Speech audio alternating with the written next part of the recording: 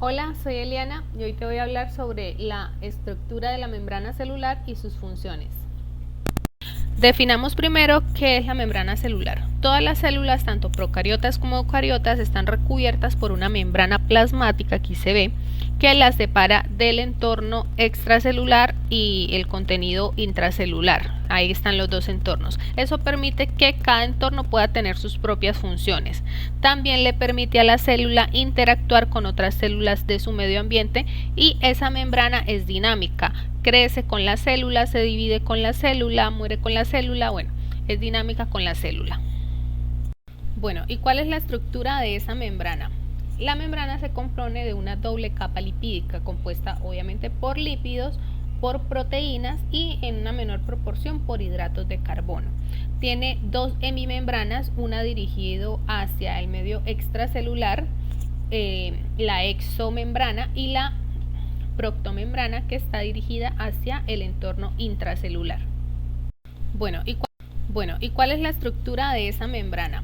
La membrana se compone de una doble capa lipídica compuesta obviamente por lípidos, por proteínas y en una menor proporción por hidratos de carbono. Tiene dos hemimembranas, una dirigida hacia el medio extracelular, la exomembrana, y la proctomembrana, que está dirigida hacia el entorno intracelular. Bueno, una de las funciones de esa membrana celular es permitir el transporte de sustancias, y existen dos tipos de transporte: el activo, que es cuando la célula requiere gastar energía para poder permitir ese transporte, y el pasivo, cuando la célula no requiere el gasto de energía.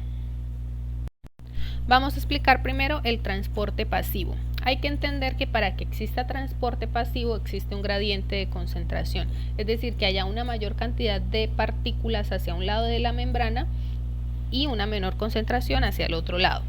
En el transporte pasivo el transporte es a favor del gradiente de concentración, es decir, que pasan partículas donde hay mayor concentración hasta donde hay partículas de menor concentración.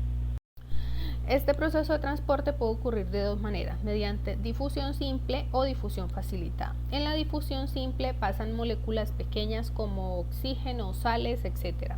Cuando también pueden pasar partículas de agua, ese proceso se llama ósmosis. La otra forma de transporte pasivo es la difusión facilitada, que es para el transporte de moléculas mucho más grandes que no pasan así fácilmente. Por eso la membrana está formada también por proteínas. Hay dos tipos de proteínas: unas que son de canal, que forman un canal para que pase esa molécula grande, y las otras que son de transporte, que modifican su forma para que entre la molécula y a través de la capa externa y pase a través de la capa interna. Ahora vamos a hablar del transporte activo. Recuerden que les dije que se necesita que la célula gaste energía para poder transportar esas partículas. ¿Por qué? El gradiente de concentración en este caso es negativo, es decir, que se necesita que pasen partículas desde donde hay una menor concentración hacia donde hay una mayor concentración. Para poder que ocurra este transporte activo también hay varias formas. La primera es por medio de proteínas bomba. La más común es proteína sodio-potasio. ¿Cómo funciona? Hay tres iones de sodio en el interior de la célula y dos células de potasio al exterior de la célula. Para que ocurra este proceso de transporte, primero entran los tres iones de proteína a la célula, a la proteína de la membrana, modifica esa proteína. Luego salen los iones de sodio y entran los iones de potasio, modifican otra vez la célula y permiten el ingreso al interior de la célula. Para poder que ocurra la otra forma de transporte activo cuando la membrana utiliza ATP, que es la energía, es la endocitosis, un proceso en el cual la membrana absorbe moléculas aún más grandes que no pasan por transporte pasivo, y esas moléculas son absorbidas por la membrana. Si son moléculas sólidas se llama fagocitosis, y si son sustancias líquidas se llama pinocitosis. También está la endocitosis por receptores. Las partículas que quieren pasar a través de la membrana primero son reconocidas por partículas de proteína. Estas las reconocen, las aceptan y la membrana se modifica para permitir el paso de esa sustancia. También puede pasar lo contrario, es decir, que la membrana celular elimine sustancias, partículas de gran tamaño, y ese proceso se conoce como exocitosis.